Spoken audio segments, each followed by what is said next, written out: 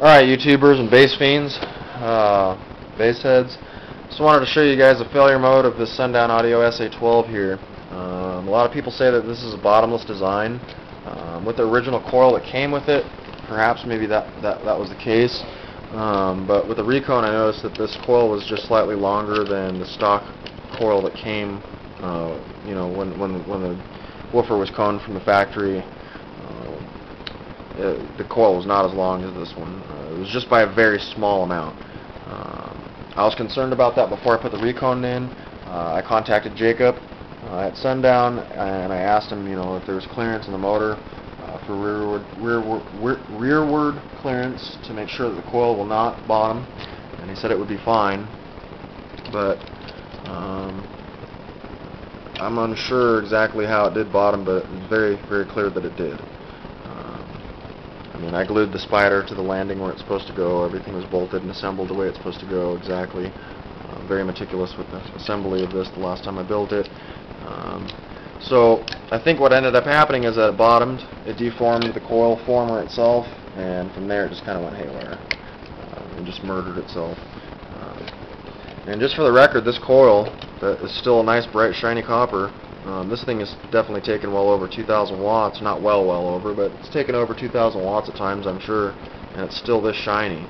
Very, very impressive for the power handling ability of a 600 watt woofer. This thing's fucking severely underrated. 1,000 RMS all day, daily is no sweat for this woofer. So anyway, I just wanted to show you that real quick. The surround, I had to rip it all the way around. There's no way it was coming off cleanly. There's one spot where it kind of, the glue let go of the basket a little bit, but and there's no way that the fucking epoxy joint's coming out of there anytime soon either. And you could see that how nice of a job I did. Even on the inside of the spider is all glued down all nice and pretty. Looks factory. I don't know if you guys, how well you're going to be able to see that, but oops. But it's perfect all the way around. It's like a factory job. But anyway, so this fucker's done for now.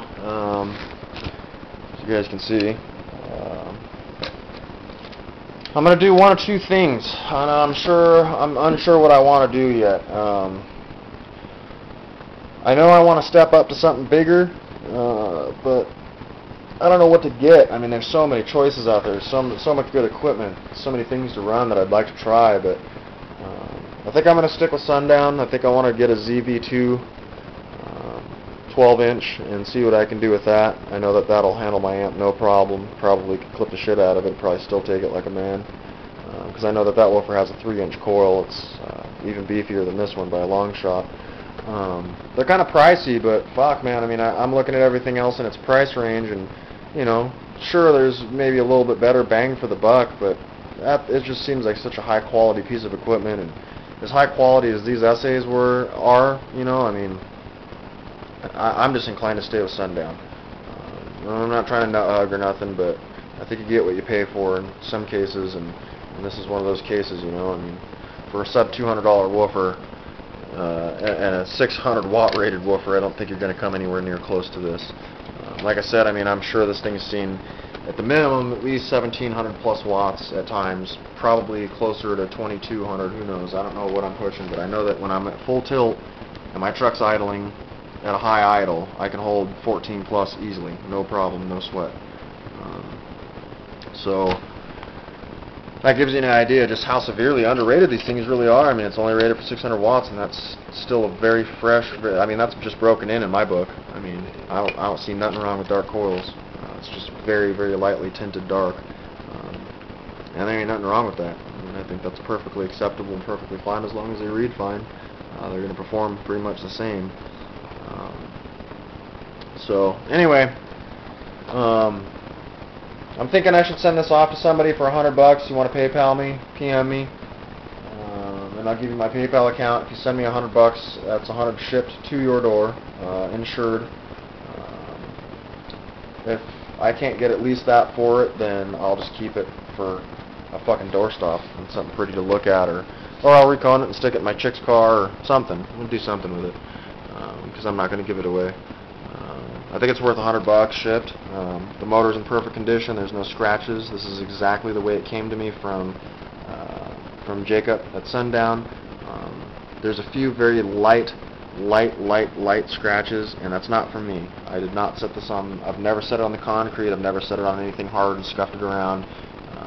The hardest thing it's been on is particle board, and at that, it even had a rag underneath it to make sure that I didn't put scratches in the motor.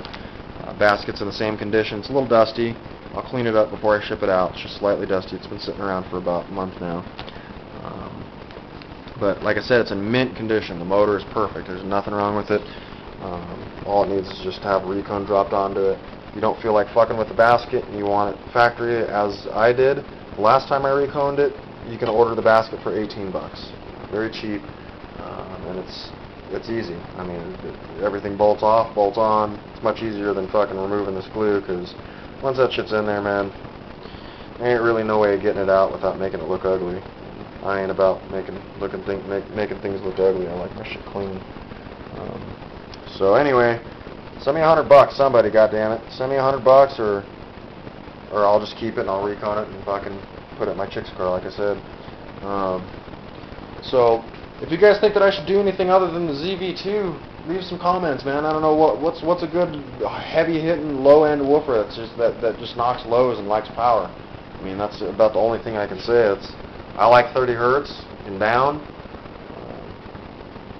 And my box is tuned for it. My box is actually tuned to 28 hertz.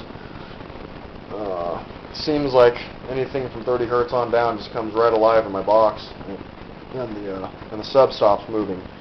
Right around 30 hertz, you know, pretty close to 30 hertz. That's when an excursion starts going way down and it starts getting efficient.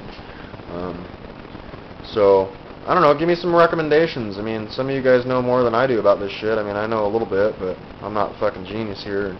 You know, I don't know everything, so just give me some tips, give me some suggestions and some hints at, you know, some different woofers that I may want to run beside Sundown. I mean, I like Sundown because it's quality. I mean, I think you get what you pay for. Sure, he's a little expensive when he charges for his equipment. I'm talking about Jacob, but you know what? You get what you pay for.